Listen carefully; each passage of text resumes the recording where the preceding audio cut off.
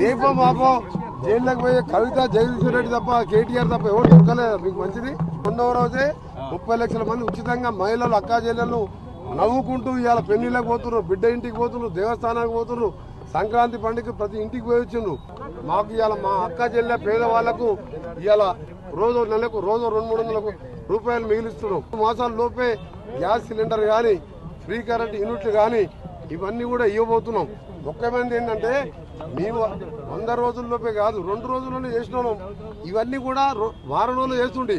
కానీ మా కర్మ గవర్నమెంట్ ఇచ్చిన మొదటి క్యాబినెట్ లో ప్రభాకర్ రావు అనే పెట్టుకుని ఆయన పెట్టుకొని 70,000 కోట్ల రూపాయల నష్టాల బారుపడి యాదాద్రి భద్రాద్రి ఛత్తీస్గఢ్ కరెంట్లో కొనుగోలులో ప్లాంట్ నిర్మాణంలో నామినేషన్ బేసిస్ మీద 70,000 కోట్లు నష్టాల పరిచిన ఆ పెద్ద మనిషి మీటింగ్ ముఖ్యమంత్రి గారు పిలిస్తే కూడా రాకుండా తప్పిపోయాడు.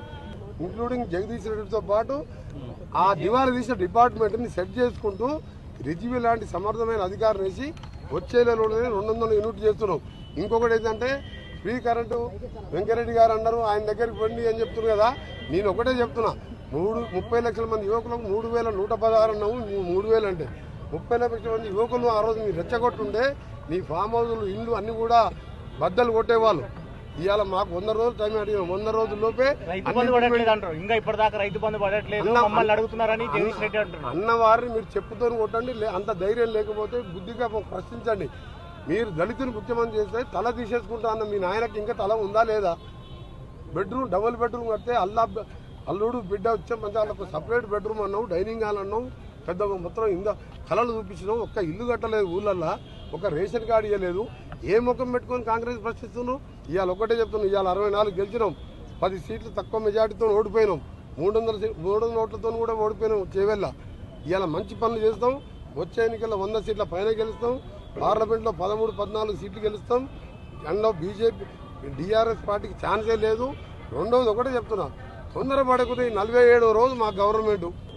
అందుకని ప్రజలకు చెప్తున్నా, ఇలాంటి పార్టీకి ఎక్కడ కూడా పార్లమెంట్ ఎన్నికల్లో డిపాజిట్ రాకుండా బుద్ధి చెప్పండి. 100 కాదు మాకు ఓపుకుంటే 200 అడుగుల్లో అలాంటి ప్రాజెక్టు కంటే కాంగ్రెస్ పార్టీని విమర్శించడానికి వాళ్ళ దగ్గర మాటలు లేక నా డౌట్ ఏంటంటే కేటీఆర్, కేసీఆర్, హరీష్, సంతోష్, సరే పెద్ద మనిషి అంటే కాలిరి హాస్పిటల్ ఇంట్లో వండుకున్నాడు. ఈ 3-4 ఎప్పుడు ఏమవుతుందా, ఎప్పుడు మెంటల్ హాస్పిటల్ పోతారా మాకు కూడా డౌట్ ఉంది. 64 సీట్లతో ఒక్కొక్క సీటు 70,000 మెజార్టీతో గెలిస్తే మీరు దోచుకున్న డబ్బుతో కొన్ని సీట్లు గెలిచాను. మాకు సమయం లేక టికెట్లు ఆలస్యమై మేము 80 అనుకుంటే తక్కువ వచ్చినాయి. ఎమ్మెల్యేలని, ఎంపీలని, సర్పంచ్లు కొనే అలవాటు ఉన్నాయి ఈ దరిద్ర పార్టీ నాయకులు. 6 నెలలు ఉంటుంది, 3 నెలలు ఉంటుంది, సంవత్సరం ఉంటుంది అంటే ప్రజలు నవ్వుకుంటున్నారు. అందుకు నేను చెప్పిన మేమే ఆ పద్ధతిలో పోవాలంటే ఇప్పటికే ఆ పార్టీలో కేటీఆర్, హరీష్ తప్ప ఎవరు ఉండకపోతున్నాయి అని మేము చేయం. మంచి పనులు చేస్తాం, 100 సీట్లు గెలిపించుకుంటాం. కోవర్ట్ ఆపరేషన్ ఏం లేదు, కోవర్ట్ కాదు. అలా కడుపులో కత్తులు పెట్టుకొని హరీష్, సంతోష్, కేటీఆర్ ఎప్పుడే ఇన్సిడెంట్ జరుగుతుంది, ఎప్పుడు పొడుచుకుంటున్నారో అర్థమవుతలేదు మాకు. నల్గొండ జిల్లాకు సంబంధించిన కోమటిరెడ్డి వెంకటరెడ్డి ఎప్పుడు ఏం మాట్లాడతాడో రోజు కూడా అక్కర్లేదు ఆయనకి అబద్ధాలు ఆడటానికి. నిమిషాలు చాలు, ఒకటే నిమిషంలో మాట మార్చి ఇటు నుంచి అటు, అటు నుంచి నేను ఆయన మాట్లాడతాడు. భువనగిరిలో కేటీఆర్ గారు ఏదో వాళ్ళని డిమాండ్ చేసిండ్రు,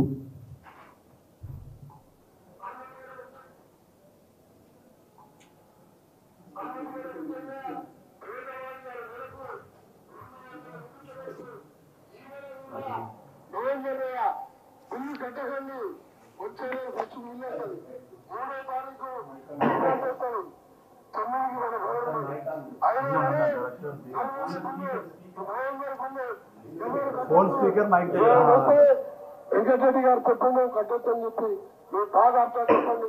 ఈ మేరకు కూడా రద్దు చేస్తున్నాం మేము. దాంతో ఇది ఎవరు మాట్లాడిందండి? ఈయన గుర్తుపెట్టారు కదా అందరు, కోమటిరెడ్డి వెంకటరెడ్డి. వీళ్ళు కట్టొద్దని చెప్పింది ఆయనే కదా. ఇంకా ఏం చెప్పిండు? ఈ నవంబర్ నెల బిల్లు డిసెంబర్లో వస్తుంది, ఆయన మేము డిసెంబర్ 9కి వస్తున్నాం కాబట్టి నవంబర్ నెలలో కూడా మేమే కడతాం, మీరు కట్టకండి. ఎవరైనా వస్తే కోమటిరెడ్డి వెంకటరెడ్డి చెప్పిండు అని చెప్పండి అని కదా మాట్లాడాడు. అదే విషయాన్ని నిన్న కేటీఆర్ గారు గుర్తు చేశారు. దానికి ఏం మాట్లాడతారు కోమటిరెడ్డి వెంకటరెడ్డి? కేటీఆర్ గారి గురించి నోటుకొచ్చినట్టు ముందు మాట్లాడడం, చిన్న పెద్ద లేకుండా భాష ఉపయోగిస్తే కనీసం కేసీఆర్ గారి పట్ల కానీ కేటీఆర్ గారి పట్ల కానీ ఇతర నాయకుల పట్ల ఎవరి పట్ల సంస్కారహీనంగా వాళ్ళ నాయకుడు అంతే, ఆయన అంతే. పైగా అబద్ధం నువ్వు వాడుతున్నావు, చెప్పింది నువ్వు చెప్పినావు, నీ ముఖ్యమంత్రి చెప్పింది.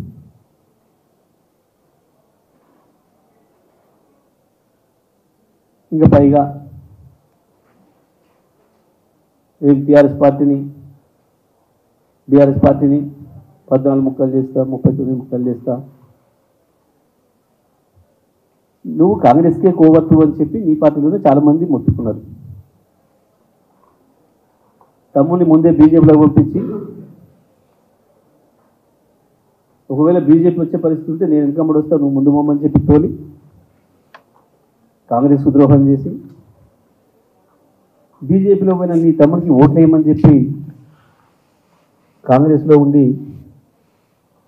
రాజకీయ వ్యభిచారం చేసింది నువ్వు. ఇటువంటి నీచ పనులన్నీ చేసేది మీరు అన్నదమ్ములు. సొంత పార్టీకి ద్రోహం చేయడం,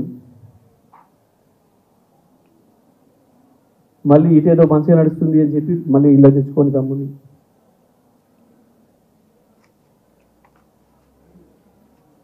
బీఆర్ఎస్ను ముక్కలు చేయడం నీతోని కాదు, నీ తాత తరం కూడా కాదు.